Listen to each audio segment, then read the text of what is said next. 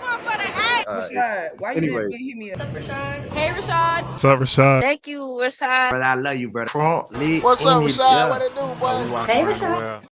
Yes, sir. Welcome back to the channel. My name is Rashad Milligan. If you are new to the channel, this is the road to 10K subs, man. First things first, man. That new D1 is out right now. Hypocritical Hip Hop. His new album's out right now. Lareezy and PJ Morton, Pardon Me, I'm Different. 7-song EP is out right now. I just listened to that before I went live tonight. I like it so far through the first listen. I see a lot of Kanye influence in them, man. It's crazy seeing like Kanye's reach for like so many kids and young artists and stuff within a specific field of hip hop and music in general. But yeah, you know, he's got the song Baby, which is kind of like an early standout, is like Lareezy's Homecoming of Kanye of the, what you thinking about? I met this girl, and you know, the whole thing is a metaphor to Chicago. This one is a whole metaphor to New Orleans, and I really like it. So shout out to Lareezy and PJ Morton. Congratulations to them for the release of that. Who else? I want to say rest in peace to the soccer player who passed away. I believe he played for Liverpool, so rest in peace to that young man who tragically passed away in a car accident today alongside his brother. And yeah, with that being said, let's get into it. I also wanted to say this. The Atlanta Dream, concerned. I feel like they have a really good chance of winning it all this year. One thing that they really have to fix post All-Star break is the late game execution. The late game execution is going to have to improve. Not only that, but late game offensive play calling. I think that Coach Mesco is going to have to place the players in a better position. Better chance to succeed. Like, it can't just be y'all go out and do it. That's just not gonna, I don't think, work with this team. So yeah, that's what I wanted to say about that. Is there anything else? Indiana's playing really well without Caitlin Clark. I want to say that Ari McDonald, as a player who was, you know, kind of on the waivers and 10-day contract can now sign for the full season. She's really holding it down for Indiana. So salute to Ari McDonald. Aaliyah Boston's playing extremely well as well. Paige Beckers has really come on strong recently. And she's kind of playing like a flawless game, bro. Like, she doesn't force it. She gets 20 points just off of like the strength of being Paige Beckers. It's not even like she's going out to score thing, which has always been Paige's game, but I feel like she's like fully kind of gotten comfortable with her role within the Dallas Wings. They know how to kind of use her now and stuff like that. I don't know. It's just really beautiful to see.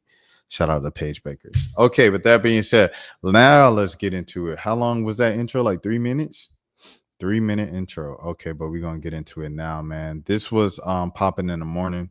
People have forgotten about it since the games and stuff like that, but I wanted to react to it. I held on to it. I didn't watch it for the sole purpose of watching it now. So here we go. Between Caitlin Clark and Angel Reese as Larry Bird and Magic Johnson. Absolutely. Can you? Well, the reason I do it is, and it just because I'm old school. You had Magic and Larry, who competed in college, but it has championships. Magic won, Larry didn't. It's kind of like the same thing a little with Angel Reese and Caitlin Clark. But the difference is, it with the men, it's a rivalry. Yeah. And it's great theater. The narrative is always different with the women. We're either petty, we're jealous, envious, we can't just be, or two people who just generally don't like you. Yeah. And that's okay. I don't have to like you. I respect your game and everything else, but we don't have to be kumbaya. But it's the narrative by the media that bothers me. Would you agree? I would agree. I think that the narrative behind women's sports is so interesting because they want to judge you for everything other than basketball in every element of life, how you act, what you say, how you dress, who you love, all of these things. But then they want to turn around and then when it's convenient, judge you for basketball.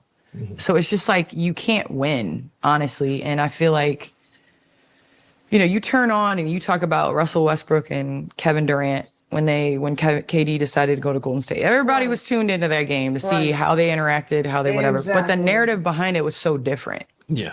Where it was like, okay, they just don't like each other. They don't bump shoulders. Oh, they went head to head. They don't like each other, right? But it's like there's so many words that are used to describe women when we don't like each other that are way different. And it's similar to like we got back into the thug debate versus the like it's borderline like similar to the word usage of that. And so I feel like in women's sports, can we just make it about basketball? Like, can we just make it about winning or losing? Can we make a rivalry? I get the narratives. I understand the narratives and I understand the storylines. But what I will say, you know, and I'm only stopping because it's reaction video. Anyways, but what I will say here is, like, I think I think the narrative around the men's basketball, like drama and stuff like that, like they said the first time KD and Westbrook played again, it would have been different if Westbrook was like white, like if Westbrook was Christian Braun. But like with Westbrook talent and, you know, him and KD had the Westbrook kind of and KD dynamic in OKC, and then Kevin Durant goes to Golden State and Christian Braun treats, you know, KD like Westbrook did, then it would be like an extra element of like, oh man, like it would be like Rush Hour, right? Like Rush Hour's duo split up, you know what I'm saying? Or the Men in Black duo split up. Like it'll be something like that, right? And it'll be like, man, white people always gonna flip it. Like it would be something, I feel like racially, a lot of the same type of arguments that we see here. I don't know necessarily if they would call KD a thug. So yeah, okay. I guess I see where Candace is going there, because it'll still be like an element of race if the other party, like if Kobe and Shaq, if Kobe was white, like that would have been an element of race. Well, but those guys played together. Like I feel like that example is more close to Flage and Angel Reese, or Hannah Hidalgo and Olivia Miles not playing together on the America Cup team. And they're doing awesome, by the way. They're like blowing out every team by 20 and stuff. I think it's an interesting dynamic. I wonder how much they're like talking like on the bus or just around practices and stuff. Like I wonder if they are communicating much. I want to watch some more. I want to watch their game. No, I said some more. I want to watch their games, period, because like they always come on at funky times and I never can watch them because they're in Chile. But I want to watch them before the America Cup tournament is over. I'm going on a whole nother tangent. But I say that to say I think that example is more just kind of related to Flage and Angel Reese or Hannah Hidalgo, Olivia Miles, as opposed to what is a rival. I don't even know a rival in the NBA right now. Like between players of two like intense players. I'm not talking about like Dylan Brooks and Steph Curry. Like, no.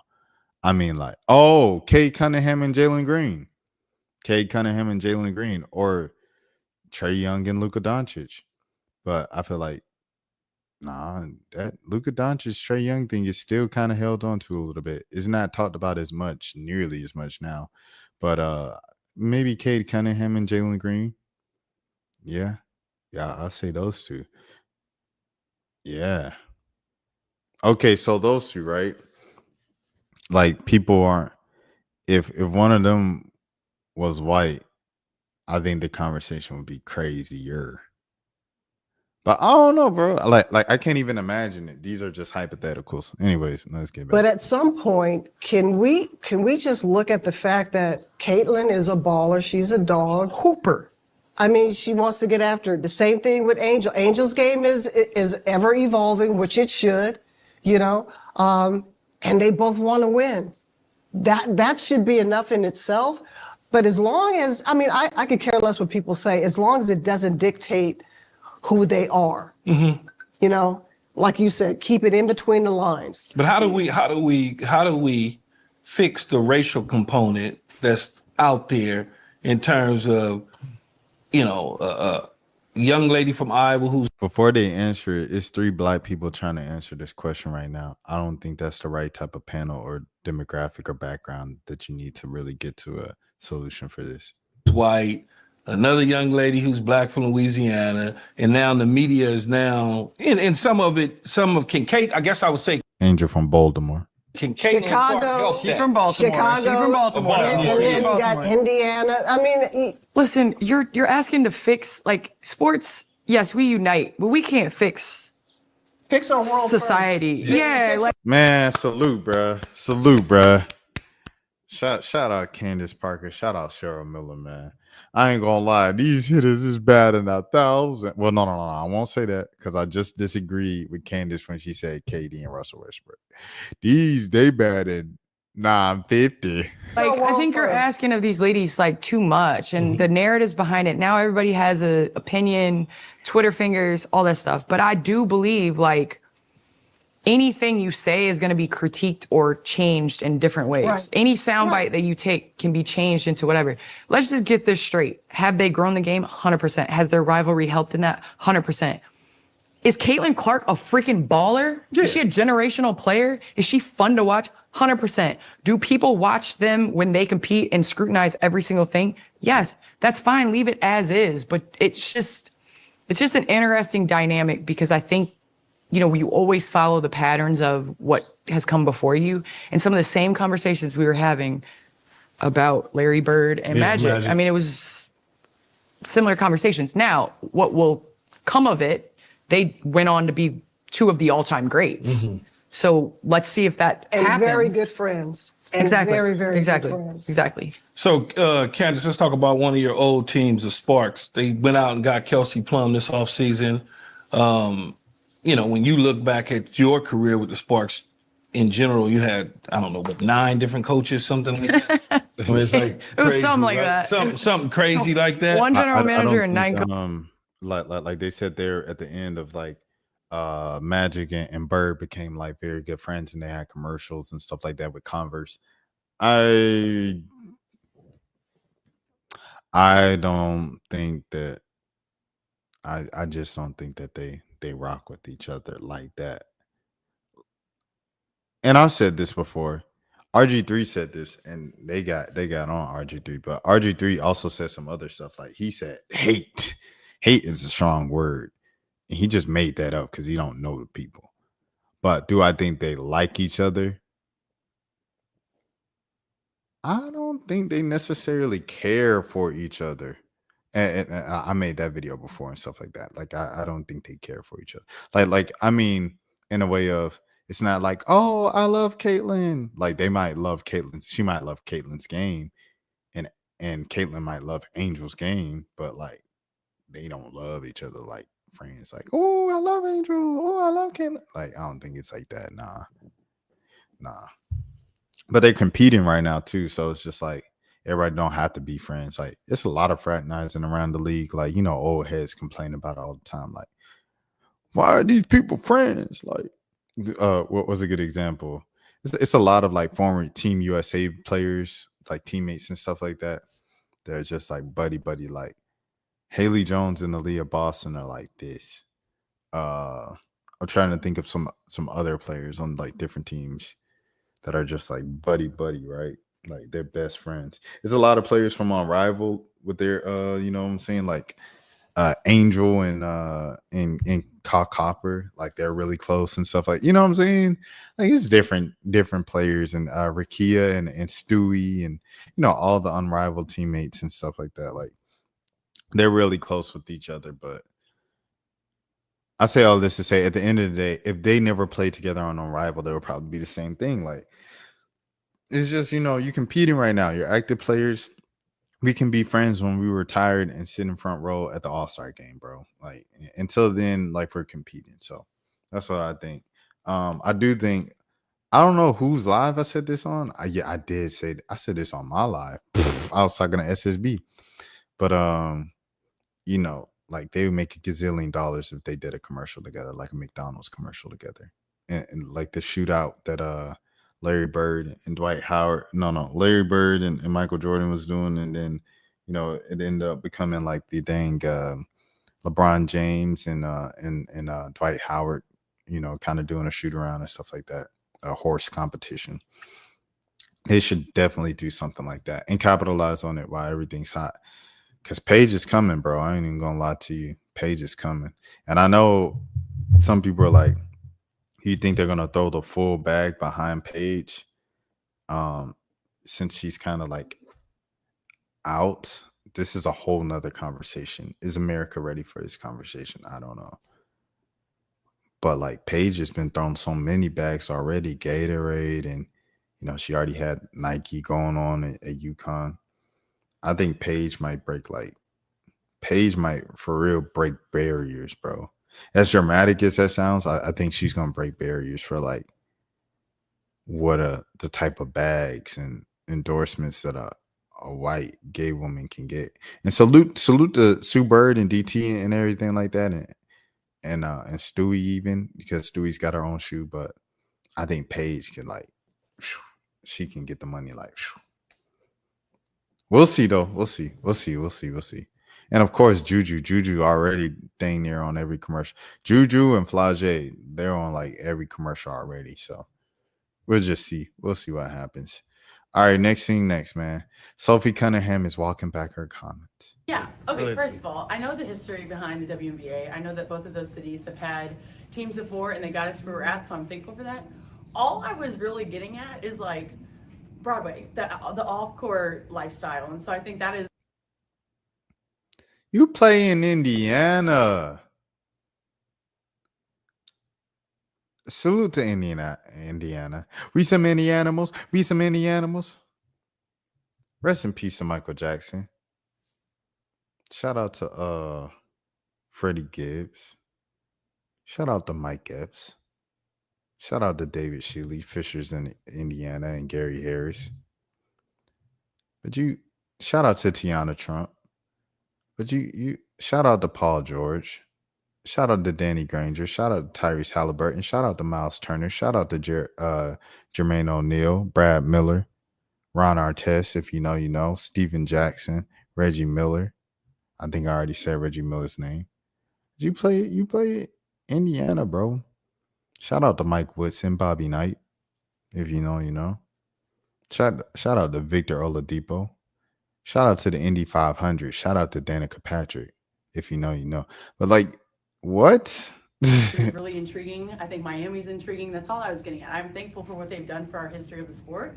I think it'd be fun to kind of get some teams outside the NBA market. I do think there is benefit when you do have an NBA team, but that's all I was getting at. I think people totally misread that situation. I would never. How they misread? You just said I was talking about Broadway and all the stuff outside. Ain't no misread. You just stood on what you just said. Once again, what is she talking about?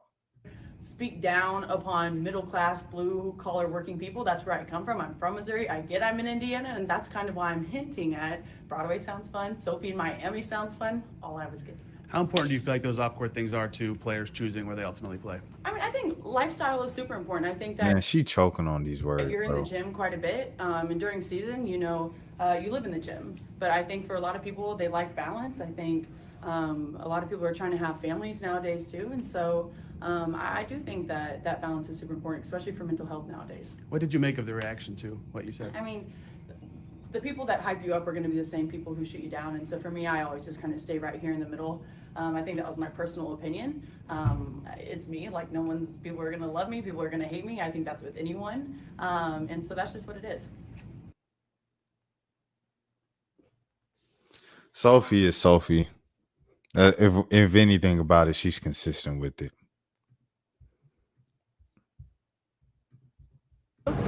So apparently, I guess they asked Angel Reese about it. And they said, take notes, MAGA Barbie. This is how you answer questions about the league expanding. Angel is so poised. This is from the shy state of mind. All right. How are you? Oh, shouts out to Keita, bro. Keita loves sports, man. He's going to the All-Star game. Credential under Keita Love Sports, the YouTube channel, independent media, independent black media. Shout out to Keita Love Sports. She's headed to Indiana. I'm so proud of Keita. I'm so happy for Keita. I look up to Keita. I'm inspired by Keita. Kita, excuse me, the whole nine, bro. Shout out Kita Love Sports. Angel, okay, how are you doing? Good. First question, just the announcement from the league this past couple days ago about expansion going into Cleveland, Detroit, and Philadelphia. Just like, what's your reaction to seeing the league expand, adding more teams, and growing even more? Yeah, obviously it's great. I'm excited.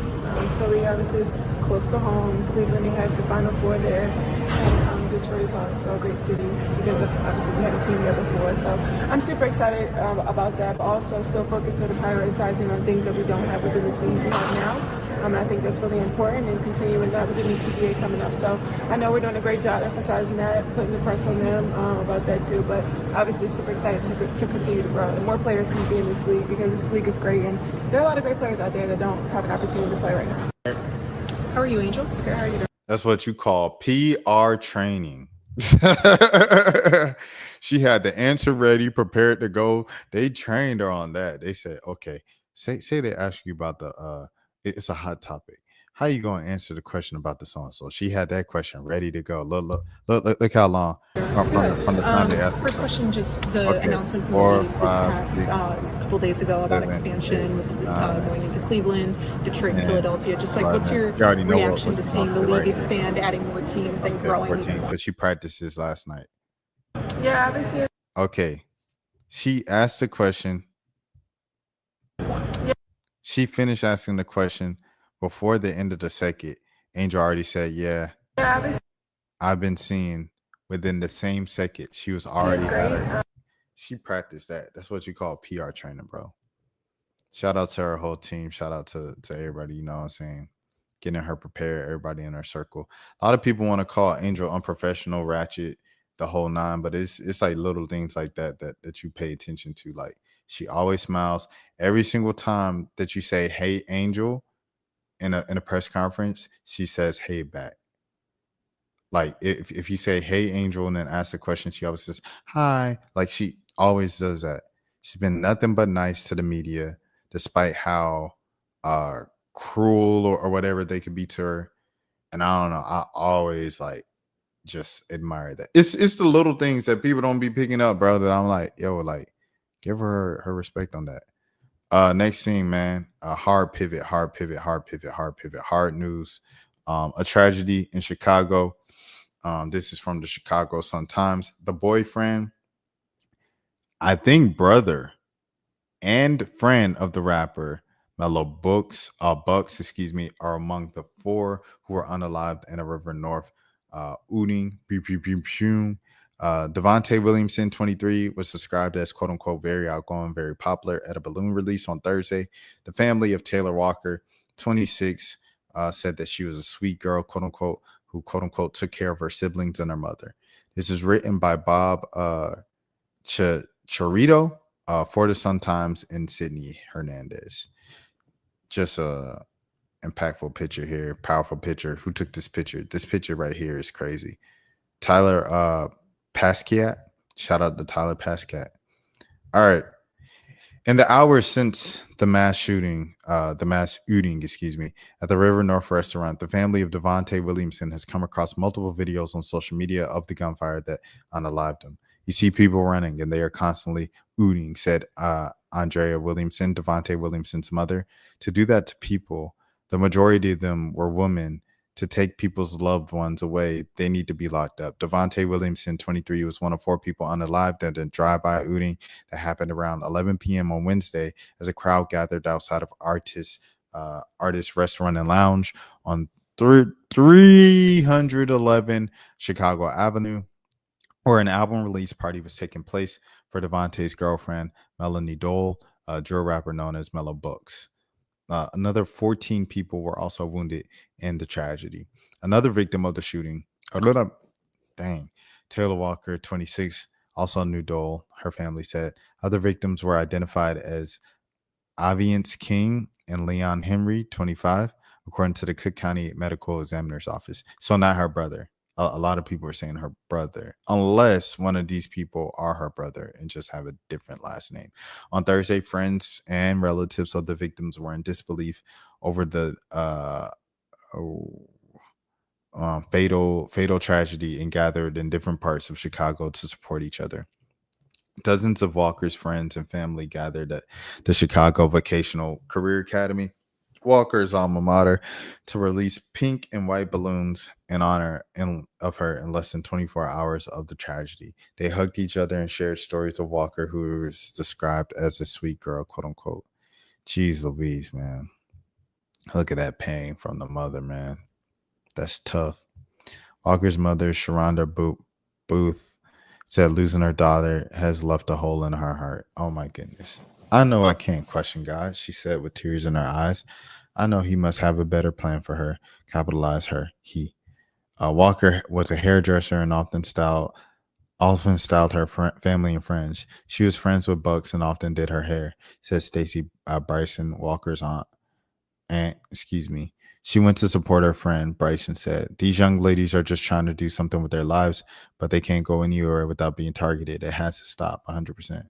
Walker was one of 8 siblings and lost a brother to weapon violence. Walker's oldest sister, Celeste Gary, said her younger sister lit up any room she walked into. She was just a loving person, said Gary, 40. She took care of her siblings and her mother. She loved her family. Gary said that it was difficult knowing that she lost her sister to violence and wanted those responsible to be caught. You don't feel it until it hits home. Tough. Like Walker, Devontae Williamson graduated from Chicago Vocational Career Academy, his mother said. He grew up in Hedgewish and was searching for work as a truck driver. He was the second oldest of 7 children and had a 2-year-old daughter, Navia. He was very outgoing, very popular, and very protective, Andrea Williamson said. He really cared about the people he knows. She said her son had just started dating Dole a few weeks ago, though she thinks that they have known each other longer. He was at the River North restaurant to support Dole. I just met her for the first time a few days ago, so I don't know much about her, Andrea Williamson said. Devontae's brother, Daryl Williamson, 24, late Wednesday received a call from a friend informing him that Devontae had been hit in the chest. He and others were rushed to Northwestern Memorial Hospital, where they initially believed that Devontae was taken, but later tracked his phone to the Schroger Hospital. We waited a long time, but then I knew by my mother's reaction that it was not good, Daryl Williamson said, describing the scene of Schroger, where doctors told his mother that his brother had passed away. The family had heard rumors that the shooting was gang-related, but Andrea Williamson said that her son was not affiliated with the gang. She called for police to arrest the ooters to go oot up 18 people to me. It seemed like there was no reason to do that, Andrea Williamson said. As the family awaits answers from the police, she said that she will start planning a birthday party for Devontae's daughter, who will turn 3 years old later this month. Jeez Louise. Rest in peace to the victims for sure. Stop the violence expeditiously. Pray for Mello and her sanity, and you know what I'm saying, all the things that she's dealing with mentally now. She's supposed to be this is supposed to be a celebratory time for her. She just released an album. She's had a good year so far. Honestly, the song with Mana Leo, the like workout joint, everything like that. That was something that was good and going well and everything. And you know, it's just tough. She was just on with Rod, as you see here, with Star Bands and stuff like that the other day. And you know, it's just sad, bro. It's just sad. So I'm sorry. Hold on. I want to go to some YouTubers, I guess, on the ground, Chicago YouTubers. They had like things of her. They said Twitch is getting shut down on the world. Are you talking about his Twitch? The world is so small till it ain't, till it ain't, till it ain't, till it ain't. I'm building up a wall till it break, till it break, till it break, till it break. She hated when I call and it's late. I don't want to keep you waiting. This is Truth Teller TV. It's got 89,000 views. Let me see. All right. Truth Teller TV, I'm taking your word for this. Mello Buckzz album release party shot up, like severely shot up, to the point where Over 16 people were shot. Like damn near 10 females were shot. 4 people were killed. All kind of people were shot. Man, this shit crazy. Doo-Wop, which is Capo brother, real close with Chief Keef, GBE affiliate. He was shot in the leg. You know, 3 people that we know so far checked out died. We need more ambulances out here. We don't have nearly enough. How many more ambulances are needed? At least 2 or 3. Video from the scene overnight shows the chaos as crews rushed to the wounded. This happened around 11 near a restaurant and lounge here on Chicago and Franklin. A violence interrupter who was at the scene says the victims were shot as they left an event hosted by a local rapper. Now, investigators say a dark sedan pulled up when at least one person inside pulled out a gun and started shooting into a crowd of people outside the restaurant and lounge. That's when police said the suspects drove off. First responders rushed to the scene and took the victims to multiple hospitals. People who live in the area say they heard several gunshots. So,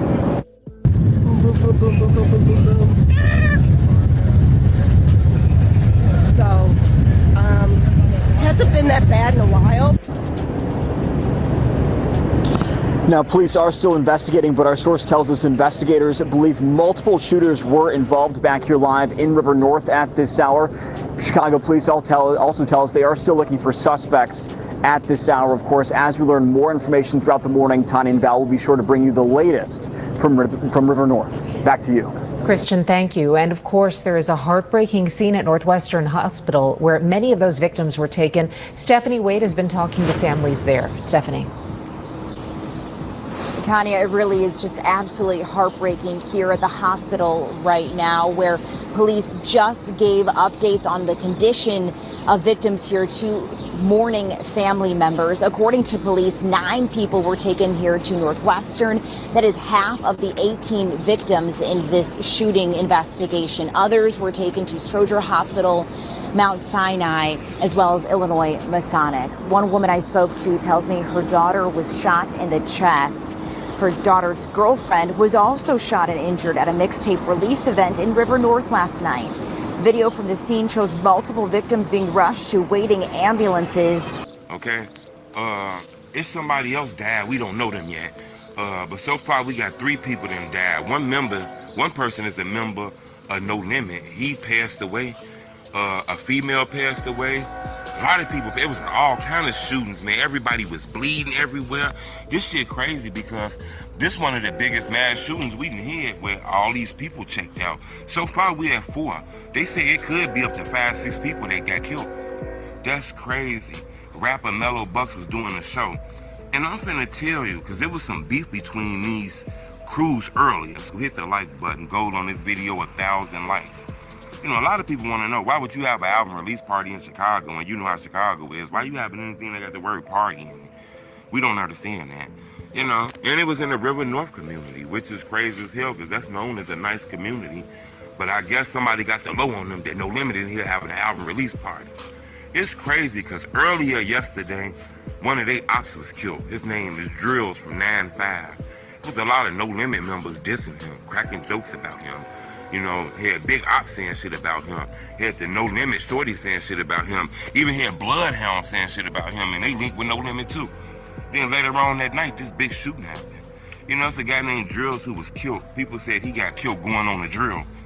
You know, later on that night, this shooting happened in, you know, downtown. Now, I'm not saying it got nothing to do with that guy being killed, but it is coincidental that this guy earlier lost his life, and all them No Limit people is in the comment section laughing and cracking jokes about this guy dying.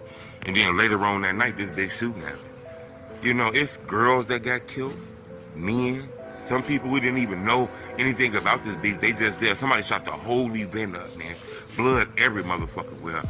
You know, this kind of feel like this the official start of summer. As crazy as it said, you know, some people wait on that groundhog to come out that water. We be waiting on the mass shooting and the motherfucker be like, yeah, that's summer here now. As crazy as that shit sound, man. I'm gonna keep y'all updated on this because this story is going viral all around the world because, you know, gunmen got the shooting, man. The police said it was over 100-some bullets that struck up there. Multiple switches, all kind of shit, blood everywhere. I'm not sure if they gonna ever allow a motherfucker to come back downtown to do a show that got young black people in it after what happened yesterday. Luckily, Mello Buckzz survived. Luckily, Doo-Wop survived. But it's 4 people that died. You know, one of them is a well-known No Limit member too, that we all know. I'm gonna keep you updated on this. Subscribe to my YouTube channel, but this wicked as hell, and a lot of people is pointing to that young man being killed earlier in the day. All right, I don't need to. Yeah, Lord protect me from any beast, bro. From being in an event with someone who got beef with someone that I ain't got nothing to do with. Lord protect me from that, bro. Because it's crazy. Because innocent bystanders, just because people affiliated with, it's crazy. It's crazy, dog. Next, bro. Oregon jury convicts former NBA player Ben McLemore for raping a incapacitated. Yeah, no. Incapacitated. Hold on. Incapacitated. Wait, hold on. I have to make sure that I'm not. Okay, deliberated. Okay. Incapacitated. Okay.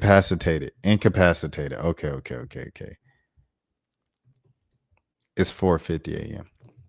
Oregon jury convicts former NBA player Ben McLemore of raping an incapacitated woman at a team party. This is from the AP. Oregon City, Oregon. Former NBA player Ben McLemore has been found guilty of raping a 21-year-old woman during a lake house party attended by many of his then teammates from the Portland Trailblazers. Yikes. A jury ruled on Thursday. The jury in Clackamas County. Hold on. Let me get right. The jury in Clackamas County, located directly south of Portland, found McLemore, 32, guilty of rape, unlawful, and one count of SA. He was found out guilty on another count of SA. Portland television station KGW reported the sentencing was scheduled for Wednesday. "Quote unquote, we recognize that there are those who feel individuals with celebrity status or position of prominence can avoid prosecution. Not in Clackamas County. This case demonstrates my office prosecutes criminal acts regardless of the offender's community status," District Attorney John Wentworth said in a statement. The charges stem from a party on October 23rd, 2021 at a Lake Oswego. Hold on. Where we at? Where is it? At a Lake Oswego home owned by his Trailblazers teammate Robert Covington. Dang. So Covington got off? Prosecutors claimed that during the trial, the encounter was rape, while McLemore's attorney countered that it was consensual. The woman said that she was incapacitated. Hold on. Incapacitated.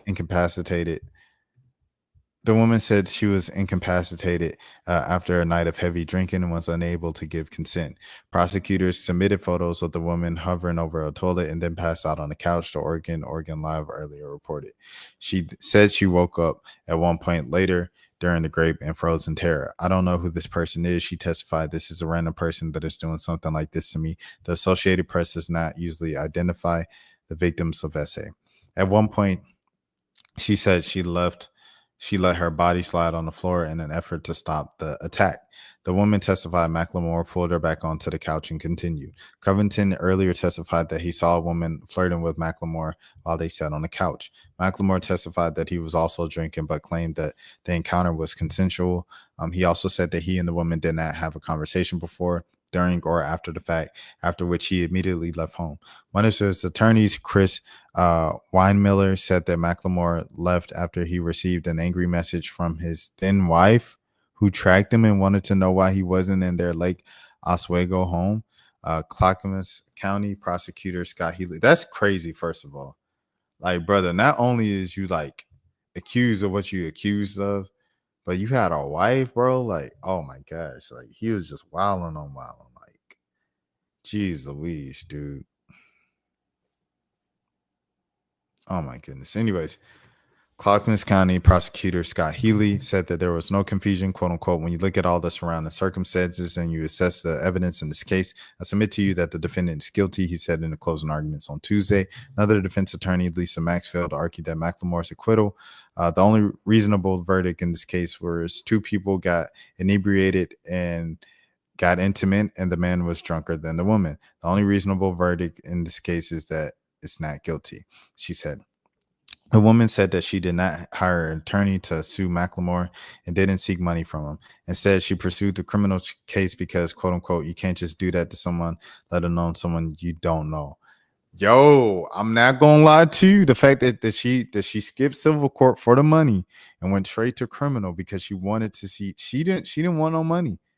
She wanted this man in jail.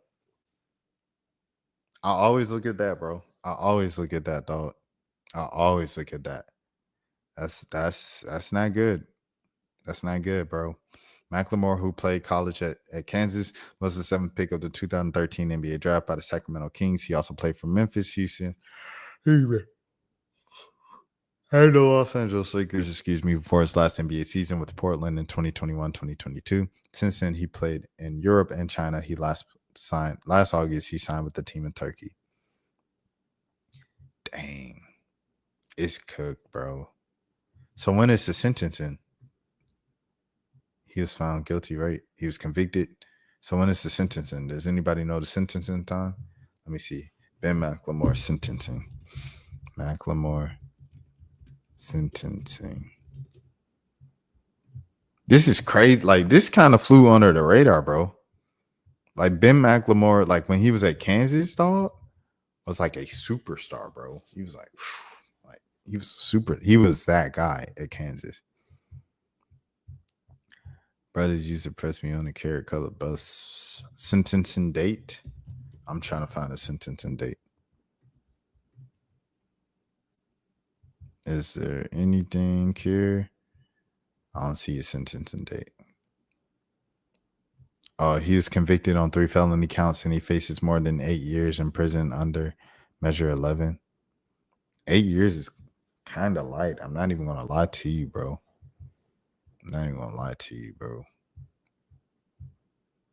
You made me. All right. Next thing, man. LL Cool J. Cool J. Cool J. This is NBC Philly. This is LL Cool J drops out of the Wawa Welcome America concert because of the union strike. LL Cool J said he's not going to perform at the Wawa Welcome America on July 4th in light of the AFSCME District Council 33 strike in Philadelphia. This is written by Emily Rose Grassi of NBC Philly. All right, hold on. LL Cool J is walking away from Friday's Wawa Welcome America concert in light of the AFSCME District Council 33 strike in Philadelphia. In an Instagram post posted on late Thursday night, LL Cool J explained that he does not want to cross the picket line. Yo, so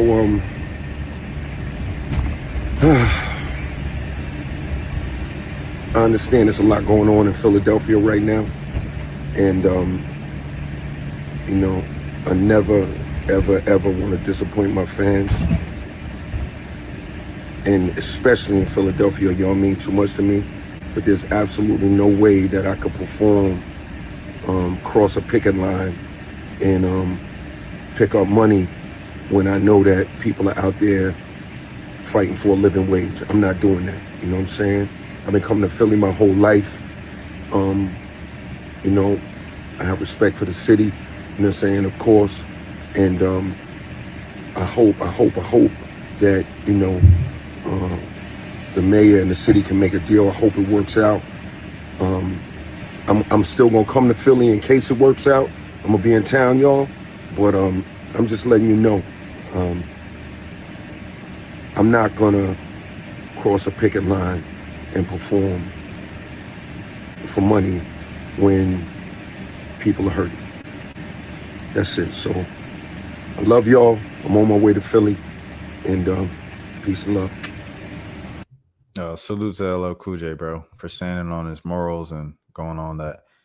Quote unquote, I never ever want to disappoint my fans. He said in the post, there's absolutely no way I can perform across a picket line.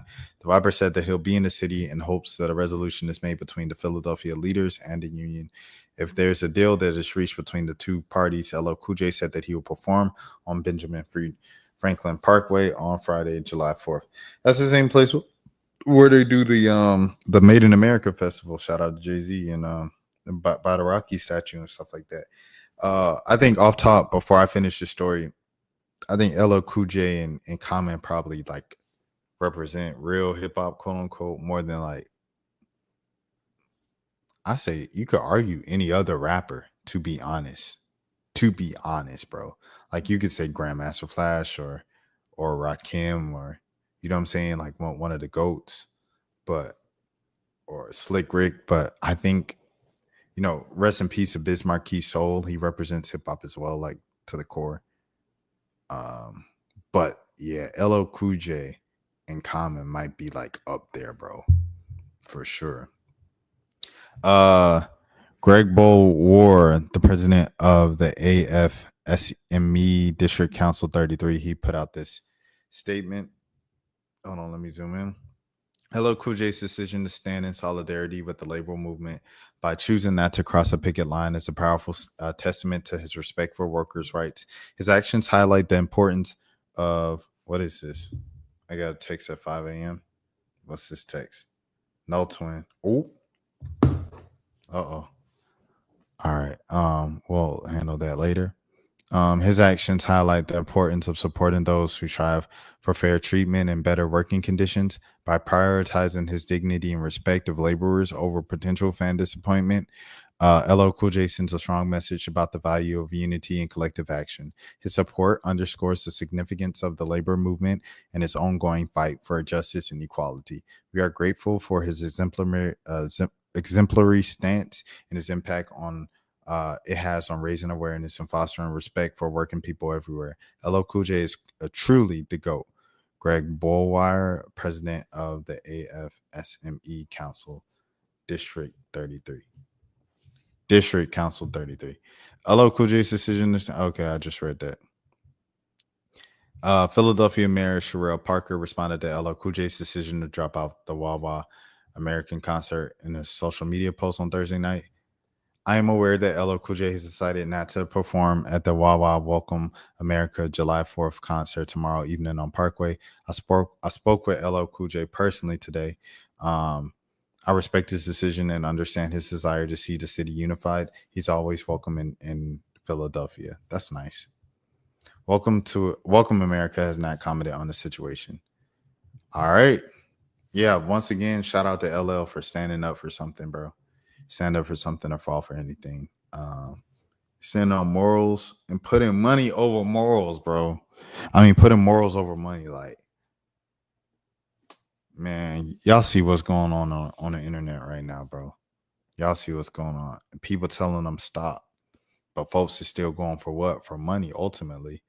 Above ego and being petty and being funny and this and that is for money.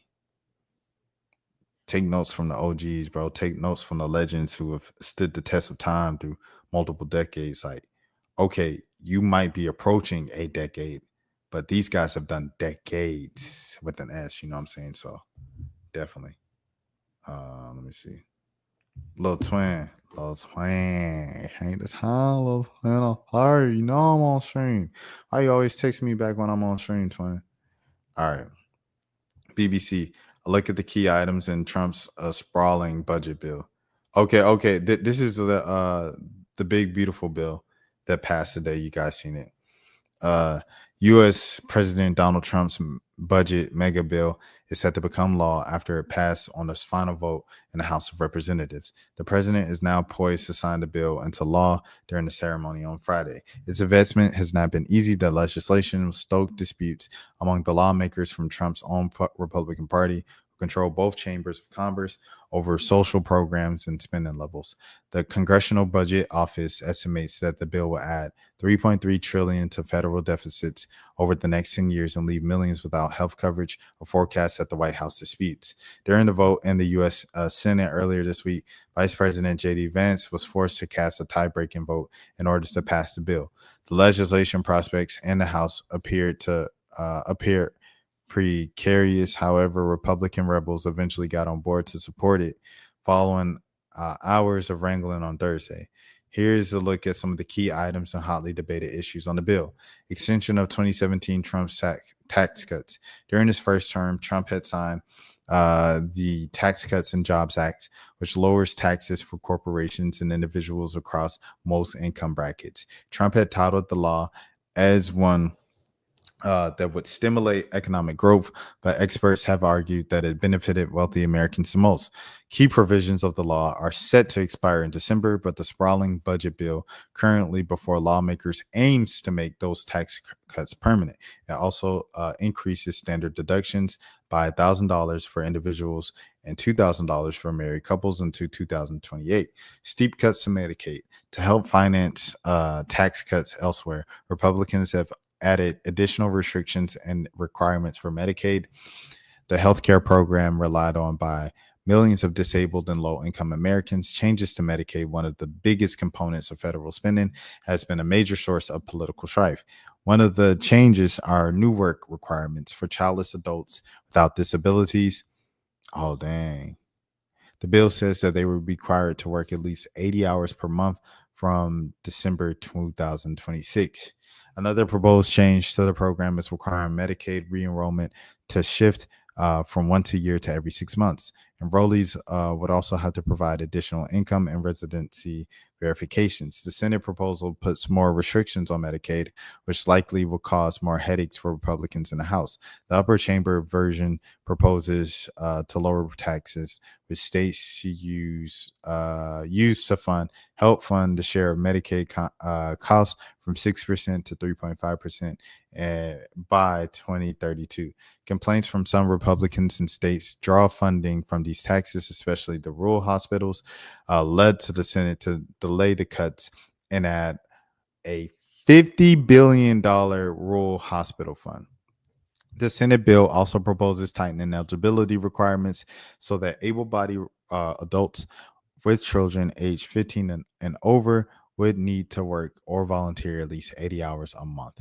The Senate Medicaid work requirement is said to be the strictest ever proposed by Republicans, raising the odds that the large number of Americans could lose medical coverage as they will not keep up with the new paperwork. Dang, this already affecting people. I know, man.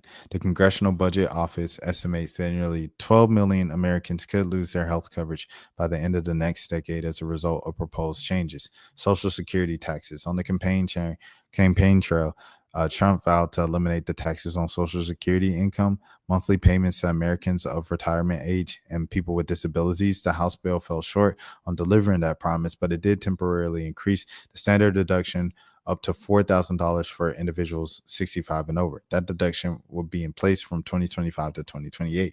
Senate Republicans approve extension of Social Security tax breaks and an increase that will grant a $6,000 tax deduction for older Americans who earn more than $75,000 a year. So there will be an increase in state and local tax deduction. SALT. The bill increases the deduction limit for state and local taxes. SALT. There is currently a $10,000 cap on how much taxpayers can deduct from the amount they owe in federal taxes. That expires this year. The Senate's approval bill raises from $10,000 to $40,000, but after 5 years, it will return to $10,000. SALT taxes were big sticking point in the House, especially Republican holdouts in some Democratic controlled urban areas. The House's version of the spending bill did not include a 5-year limit, so the Senate's changes could pose a problem for some House Republicans. Cuts to food benefits.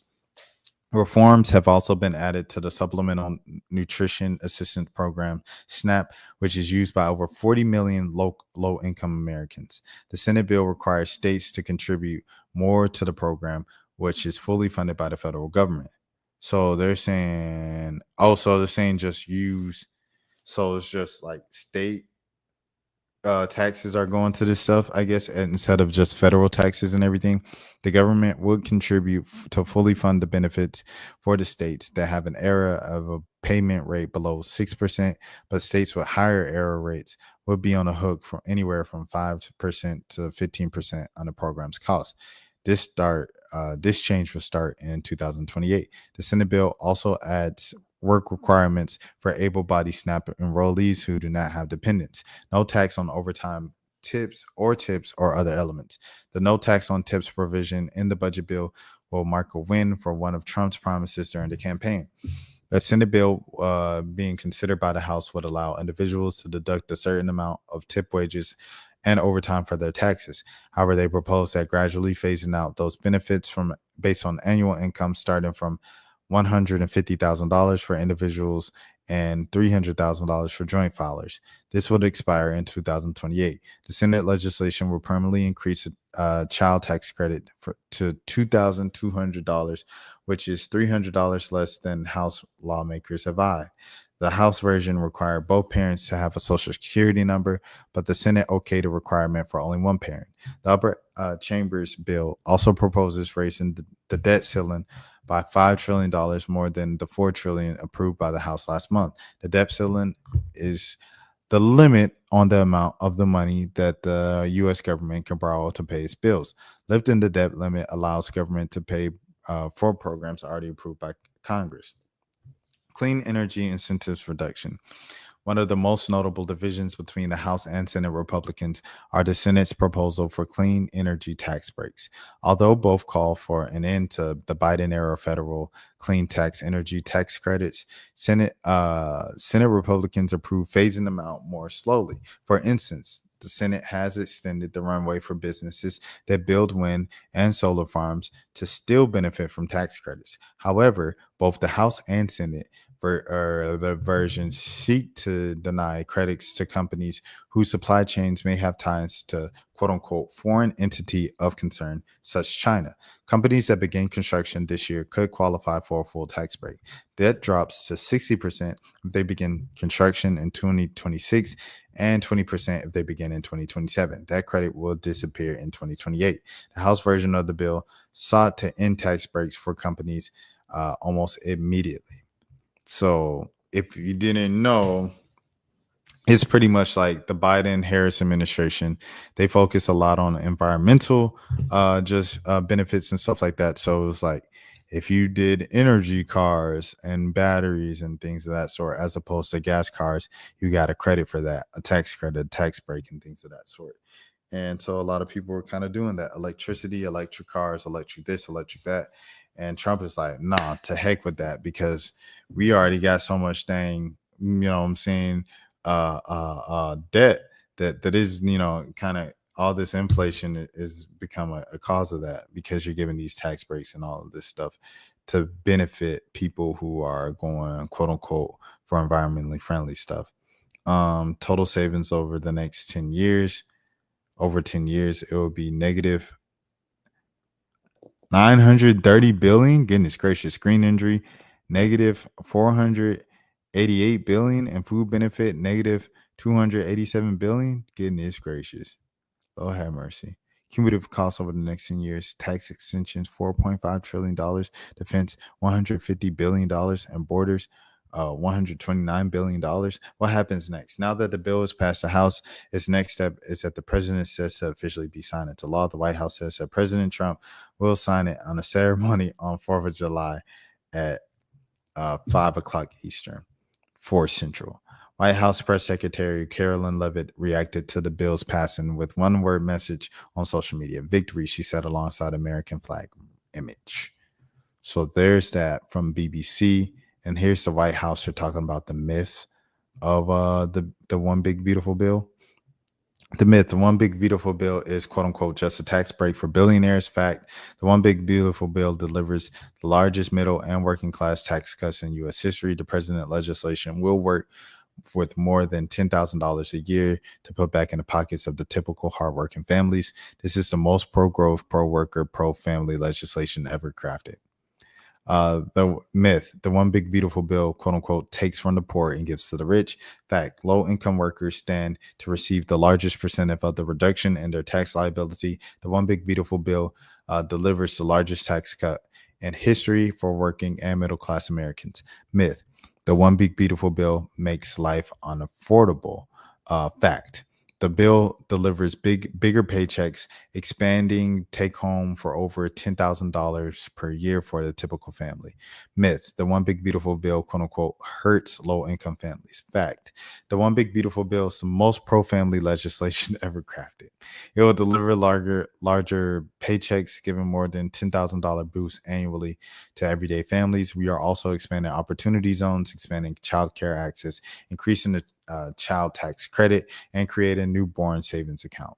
Myth, the one big beautiful bill, quote unquote, is just a handout to corporations. Fact, the bill drives a blue collar boom with tax relief for workers, support for small businesses, and investments in American manufacturing. The one big beautiful bill delivers the largest middle and working class tax cut in U.S. history. Myth, the one big beautiful bill, quote unquote, leaves American workers behind.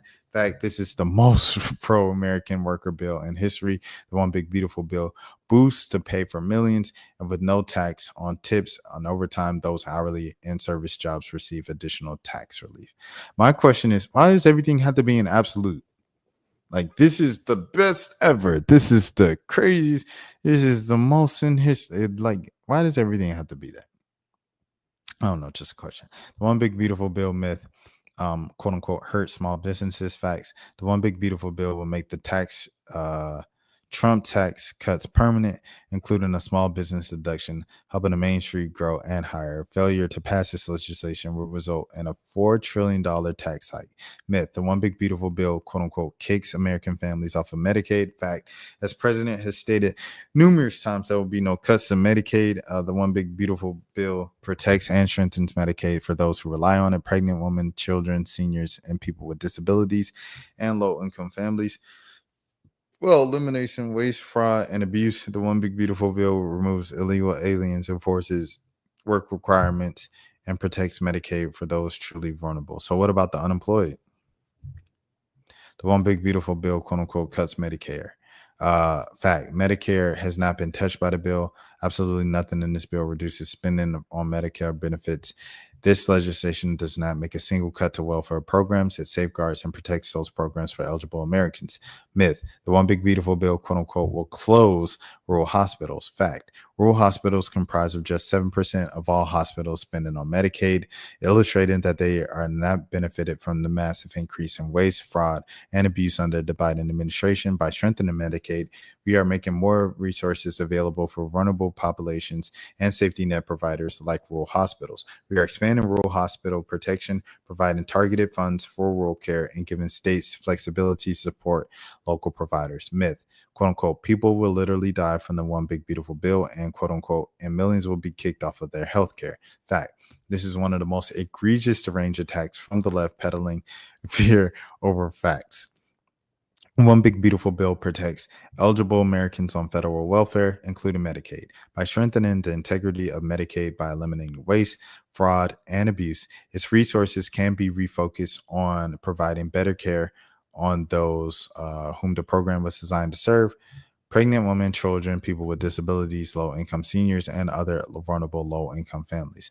Myth, the one big beautiful bill, quote unquote, will hurt people with disabilities. Fact, the one big beautiful bill protects and strengthens the Medicaid for families with disabilities. Rest assured, those with disabilities receiving Medicaid will receive no loss or change in coverage.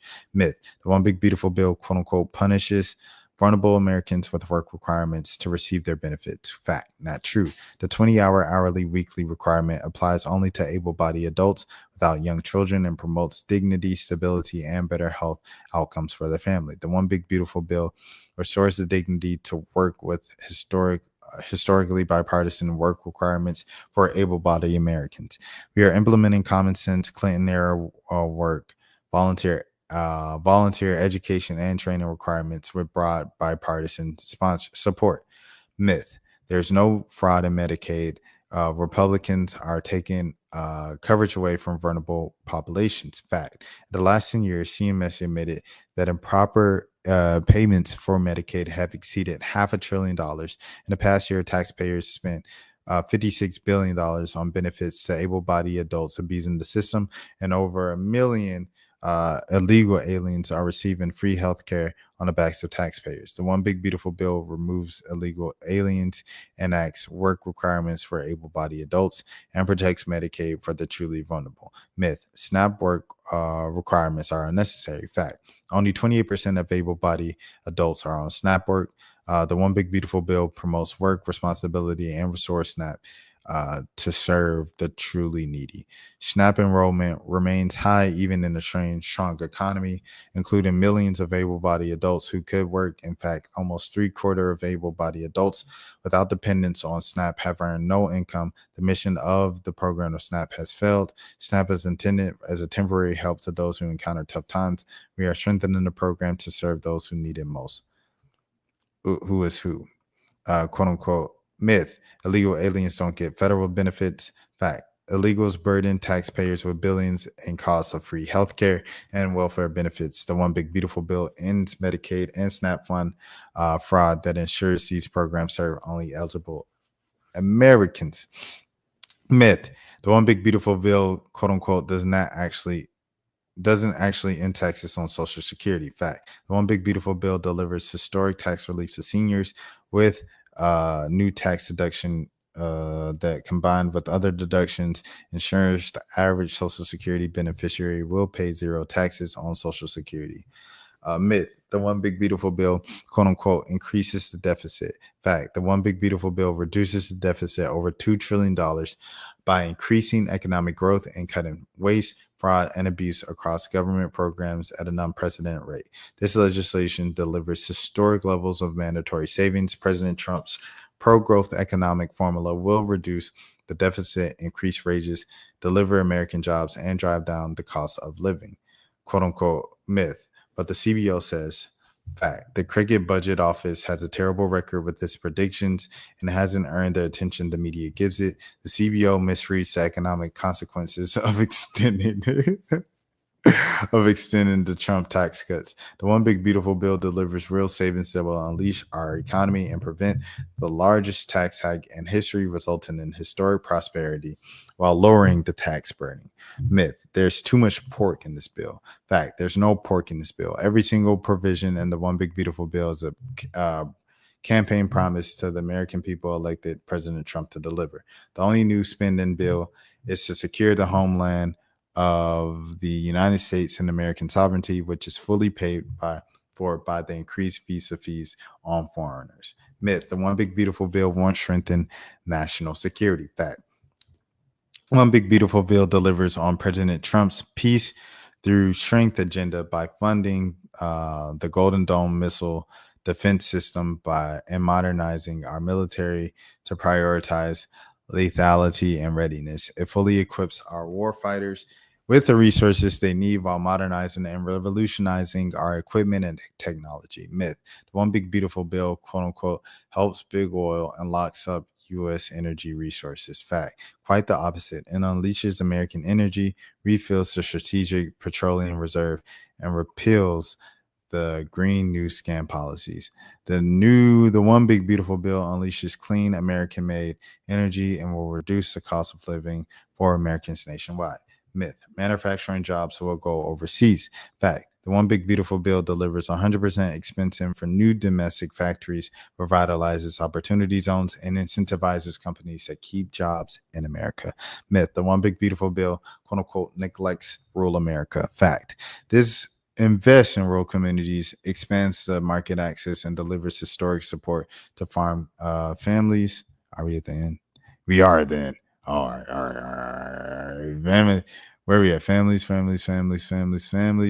The One Big Beautiful Bill provides the certainty of American farm families needed to continue to operating and producing the affordable, safe, abundant supply of food, fuel, and fiber that our nation relies on. Myth: SNAP is being gutted and cutting food stamps for families, causing them to go hungry. Fact: the One Big Beautiful Bill protects and strengthens SNAP. Right now, almost 3/4 of able-bodied Americans, adults without dependence on SNAP, have earned no income, and the fraud rate is high. The mission of the program has failed. SNAP is intended for temporary help to those who encounter tough times.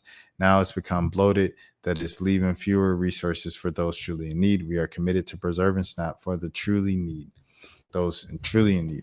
Republicans are shutting Democrats out of the legislative process. Fact, this is not a partisan bill. Democrats shut themselves out by supporting higher taxes, open borders, and giveaways to illegal immigrants. The One Big Beautiful Bill delivers on Republican promises to lower taxes, secure the border, cut spending, and put Americans first. Myth, the One Big Beautiful Bill, quote unquote, border package is not necessary since President Trump has secured the border. Fact, we must ensure that the invasion we witnessed as a nation under Joe Biden and Kamala Harris never happens again. The One Big Beautiful Bill, historic investment in our border security, ensures that we permanently secure our border and protect our homeland by finishing the border wall, hiring 10,000 new ICE officers, and funding efforts to stop the flow of fentanyl. I have some things to say, but I'll leave it at that. Man, I'm tired, bro. It's 5:30 at the time I'm recording this. 5:30 Eastern, 4:30 Central Time, and things of that sort. Enjoy your holiday weekend. Happy 4th to those who observe it, all the Americans and stuff like that. And yeah, man, if you're out this weekend at any festivals, I know Essence is going on down here in New Orleans. So y'all make sure y'all stay safe if y'all go outside. And as always, make sure you have a good morning, a good afternoon, a good evening, a good night, a good day, whenever you're watching this. And if nobody else has told you today, I care for you. I will be live again once again tomorrow, right here at the same place. I'm not sure of the time yet. It just depends on how the day goes, because I'm live every single day. If you're new to the channel, my name is Rashad Milligan. This is the road to This is the road to 10K subs. Until next time, you all please take care of yourselves. Salute. I am. Rashad, why you didn't hit me up? What's up, Rashad? Hey, Rashad. What's up, Rashad? Thank you, Rashad. Brother, I love you, brother. What's up, Rashad? What it do, boy? Hey, Rashad.